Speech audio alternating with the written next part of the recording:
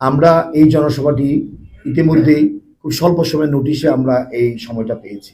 সাথে সাথে আমাদের দক্ষিণ জেলা বিএনপি এবং মহানগর তাদের ব্যাপক প্রস্তুতি শুরু করেছে এবং গতকালকে আমরা ময়মনসিংহ বিভাগীয় সাংগঠনিক টিমের পক্ষ থেকে আমাদের শেরপুর, জামালপুর, নেত্রকোনা এবং ময়মনসিংহ উত্তর দক্ষিণ মহানগরের সমন্বয়ে এবং প্রতিটি অঙ্গ সহযোগী সংগঠনের সমন্বয়ে এবং এই তিনটা বিশেষ করে মহানগর উত্তর দক্ষিণের তিনটা ইউনিটের অন্তর্গত থানা বিএনপি আহ্বায়ক কমিটি অথবা পূর্ণাঙ্গ কমিটি যেখানে আছে সবগুলোর সমন্বয়ে আমরা একটি প্রস্তুতি সভা গতকালকে টাউন হলে করেছি এবং সকল অঙ্গ সংগঠন সহ সেখানে আমরা বিস্তারিত আলোচনা করেছি।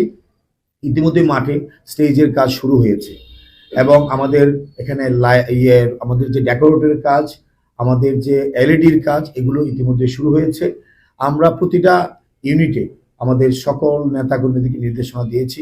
আমরা এখানে আমাদের বিএনপি সহ সকল অঙ্গ সংগঠন সকল পর্যায়ের নেতাকর্মী ইতিমধ্যে মাঠে কাজ শুরু করেছি। আমরা অতীতেও সাংবাদিক বন্ধুদের আন্দোলন সংগ্রামে সবসময় আমরা আপনাদের সহযোগিতা পেয়েছি। আগামী দিনে এবং বর্তমানে আগামীকালকের যে জনসভা সেখানে যেমন আপনাদের সহযোগিতা চাই, ইনশাল্লাহ পরবর্তী সময়েও আমরা আমাদের যে নির্বাচনী কার্যক্রম চলছে এবং আল্লাহ যদি রহমত করে দেশ পরিচালনার দায়িত্ব আমরা পাই, আল্লাহ যদি জনগণের ভোটে, সেখানে আপনাদের সহযোগিতা অব্যাহত থাকবে। আজকে আপনাদেরকে আমরা বলতে চাই, তারেক রহমান সাহেব বাংলাদেশে 25শে ডিসেম্বর এসেছে। 25শে ডিসেম্বর আসার পর থেকে আপনারা দেখেছেন যে উনি সারা বাংলাদেশে প্রত্যেকটা শ্রেণী পেশার মানুষের সাথে ইভেন্ট সাংবাদিক বন্ধুর সাথে টানা তৃতীয়বার অর্জন করেছে দেশের সেরা সুপার ব্র্যান্ড স্বীকৃতি বসুন্ধরা টিস্যু করছে। আমরা আগামী দিনে বা রাষ্ট্র বিনির্মাণে তারেক রহমানের নেতৃত্বে যে 31 দফা কর্মসূচিতে সেই কর্মসূচির আলোকে সারা বাংলাদেশে উনি কর্মসূচিটি ব্যাপকভাবে প্রচারের জন্য নির্বাচনী প্রচার কাজ ইতিমধ্যেই শুরু করেছে। আমরা আশা করছি ময়মনসিংহের জনসভাটি একটা জনসমুদ্রে রূপান্তরিত হবে। শুধু সার্কিট হাউসের মাঠ নয়, সারা শহরেই জনগণের উপস্থিতি, সাধারণ মানুষের উপস্থিতি, নেতাকর্মীদের উপস্থিতি আমরা আশা করছি। তো সেক্ষেত্রে আমরা বলতে চাই আপনাদেরকে যে আপনারা সার্বিকভাবে অতীতে আমাদেরকে সহযোগিতা করেছেন, আগামী দিনে আপনাদের সহযোগিতা আমরা কামনা করি। এই জনসভাতে কিশোরগঞ্জ জেলার অংশগ্রহণ থাকবে না, যেহেতু কিশোরগঞ্জের ভৈরবে ইতিমধ্যে 22শে জানুয়ারি একটি জনসভা অনুষ্ঠিত হয়েছে। সেখানে কিশোরগঞ্জের 6 জন প্রার্থীকে পরিচয় করে দেওয়া হয়েছে। এই জনসভাতে আমাদের শুধুমাত্র নেত্রকোনা, শেরপুর, জামালপুর এবং ময়মনসিংহের আমাদের 24 জন প্রার্থী আছে বিএনপি। এই 24 জন প্রার্থীকে মঞ্চে পরিচয় করে দেওয়া হবে এবং সেখানে আমাদের জাতীয় নেতৃবৃন্দ, আমাদের প্রার্থী মধ্য থেকে সিনিয়র নেতৃবৃন্দ এবং তারেক রহমান সাহেব বক্তব্য রাখবেন। আমরা আশা করছি আমাদের এই জনসভাটি যথাসময়ে অনুষ্ঠিত হবে। আজকের এই জনসভায় আমরা ইতিমধ্যেই আমাদের সাংবাদিক বন্ধুরা ঢাকা থেকে এসেছেন, আপনারাও মাঠ প্রদক্ষিণ করেছেন। আমাদের প্রস্তুতি কাজ পুরোদমে চলছে। এখানে আমরা একটা মেডিকেল টিমের ব্যবস্থা রাখতেছি, আমরা সুপ্রিয় পানির ব্যবস্থা রাখবো মাঠে, আমরা সিসি ক্যামেরার ব্যবস্থা রাখবো। আমরা যেহেতু লোক সমাগম ব্যাপক হবে, আমরা মাঠের আশেপাশে এবং সাইডে এলইডির ব্যবস্থা রাখছি, পর্যাপ্ত সাউন্ডের ব্যবস্থা থাকবে, আমরা জেনারেটরের ব্যবস্থা রাখতেছি।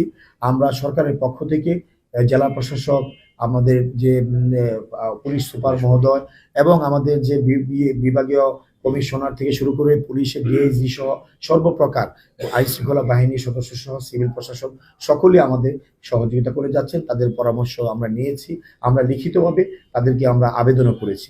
সবাইকে নিয়ে, বিশেষ করে আমাদের প্রশাসন এবং আমাদের সাংবাদিক বন্ধু সহ আমাদের সকল প্রকার সকল কর্নারের মানুষের সহযোগিতা নিয়ে আমরা এই জনসভাটি সফল করতে চাই। পাশাপাশি আপনাদের মাধ্যমে আরেকটি কথা আমি বলে নিতে চাই, এই জনসভাটি করতে গিয়ে শহরের মধ্যে ব্যবসায়ীদের বা আমাদের খেটে খাওয়া শ্রমজীবী মানুষ, অটো চালক, রিক্সা চালক বা বিভিন্ন পর্যায়ের মানুষের কিছুটা কষ্ট হতে পারে। সেই কারণে আমরা আমরা দুঃখ প্রকাশ করছি। এই জনসভায় যে কষ্টটা হবে আমরা আপনাদের কাছে ক্ষমা চেয়ে নিচ্ছি। আমি আপনাদেরকে ধন্যবাদ জানাই। আজকে এই প্রেস কনফারেন্সে আপনারা আসছেন, আপনারা আমাদের কথাগুলো শুনছেন। আপনাদের যদি কোনো প্রশ্ন থাকে, আপনাদের কোনো জানার থাকে, আপনারা প্রশ্ন করবেন, আমরা উত্তর দেব। আমি আবারও আপনাদেরকে ধন্যবাদ জানাই। আজকের এই স্বল্প সময় নোটিশে আপনারা এখানে উপস্থিত হয়ে আজকের এই মত বিনিময় সভায় এসেছেন। আগামীকালের জনসভায় আপনাদের জন্য একটা নির্ধারিত একটা সুশৃঙ্খল একটা জায়গা আমরা করে দিব।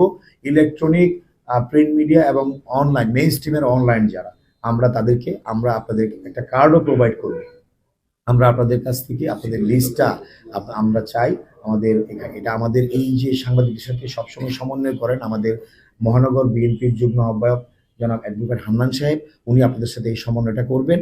আপনারা আপনাদের তালিকাটা আমাদেরকে দিলে আমরা ওই তালিকা অনুযায়ী নির্দিষ্ট, আমরা কোনো নাম কাওয়াস্তে অনেক থাকে যেগুলো থাকে, আমরা আসলে ওইটা প্রোভাইড করতে পারবো না, সিকিউরিটি অ্যালাউ করবে না। মেইন স্ট্রিমের যারা সাংবাদিক আছে, পত্রিকা এবং টেলিভিশন এবং অনলাইন, আমরা তাদেরকেই শুধুমাত্র কার্ডটা দিতে পারবো।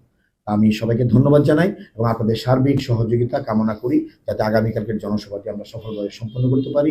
প্রিন্ট এবং ইলেকট্রনিক মিডিয়া, সবাইকে ধন্যবাদ। সালাম।